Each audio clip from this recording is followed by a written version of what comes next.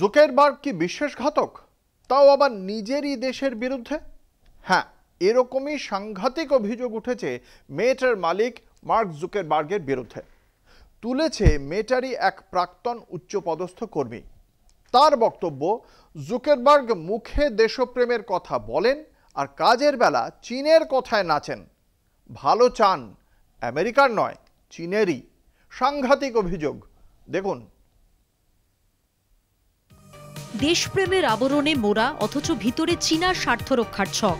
এ যেন মার্ক জাকারবার্গের মেটা সাম্রাজ্যের এক নতুন চেহারা। এমনই বিস্ফোরক অভিযোগ তুলেছেন মেটার প্রাক্তন গ্লোবাল পাবলিক পলিসি ডিরেক্টর সারা উইন উইলিয়ামস।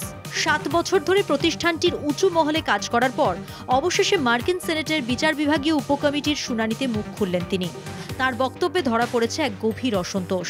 মেটার শীর্ষ নেতৃত্ব জাতীয় নিরাপত্তাকে তোয়াক্কা না করে বরং নিজেরা ব্যস্ত থেকেছে ক্ষমতা, মুনাফা আর বিশ্ব দাপটের লড়াইয়ে। উইন উইলিয়ামসের দাবি, 2015 সাল থেকে মেটা ও চীনা কমিউনিস্ট পার্টির মধ্যে একাধিক গোপন বৈঠক হয়েছে, যেখানে আলোচনার কেন্দ্রবিন্দু ছিল কৃত্রিম বুদ্ধিমত্তার মতো স্পর্শকাতর প্রযুক্তি। তার কথায়, আমরা যখন চীনের সঙ্গে এআই অস্ত্র প্রতিযোগিতায় নামছি, তখন মেটা নেপথ্যে চীনের পক্ষেই খেলা খেলছে। এই অবস্থায় সবচেয়ে রসিক দৃশ্য জাকারবার্গের দেশপ্রেমিক অভিনয়। সারা কটাক্ষ করে বলেন, মার্ক জাকারবার্গ আমেরিকার পতাকা গায়ে জড়িয়ে নিজেকে এক মহান দেশপ্রেমিক হিসেবে তুলে ধরেছেন, অথচ তিনি প্রেসিডেন্ট শি জিনপিং এর কাছে অনুরোধ করেছিলেন যেন তার সন্তানের নাম রাখেন। সেই তিনি ম্যান্ডারিন শিখে বেজিং এর মন জয়ের চেষ্টা করেছেন।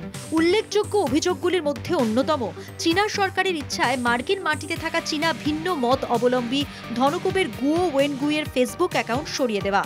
মেটা অবশ্য নিয়ম ভঙ্গের কথা বলে দায় ঝেড়ে ফেলে, কিন্তু সারার বক্তব্য, যা বেজিং এর অপছন্দ তাই মেটার গাইডলাইনে নিষিদ্ধ। এই যেন এক অলিখিত নিয়মে চালিত হচ্ছিল গোটা কোম্পানি। তার লেখা বই কেয়ারলেস পিপল প্রকাশের পরপরই তা উঠে এসেছে অ্যামাজনের বেস্ট সেলারে। যদিও মেটার পক্ষ থেকে বইটি নিয়ে স্পষ্ট অস্বস্তি প্রকাশ করা হয়েছে, তবে সারার বক্তব্যে একটা বিষয় তো স্পষ্ট, প্রযুক্তির আড়ালে জাতীয়তাবাদের মুখোশ পরে যখন কর্পোরেট শক্তি গোপনে রাজনৈতিক ও আন্তর্জাতিক স্বার্থে লেনদেন করে, তখন প্রশ্ন ওঠে, এদের দেশভক্তি কতটা সত্যি আর কতটা ব্যবসা বুদ্ধি। সত্যি বলতে, প্রযুক্তি সংস্থা হলে কি দেশের দায় এড়ানো যায়, নাকি দেশপ্রেম আজকাল কেবল এক স্ট্র্যাটেজিক ব্র্যান্ডিং? কলকাতা টিভি।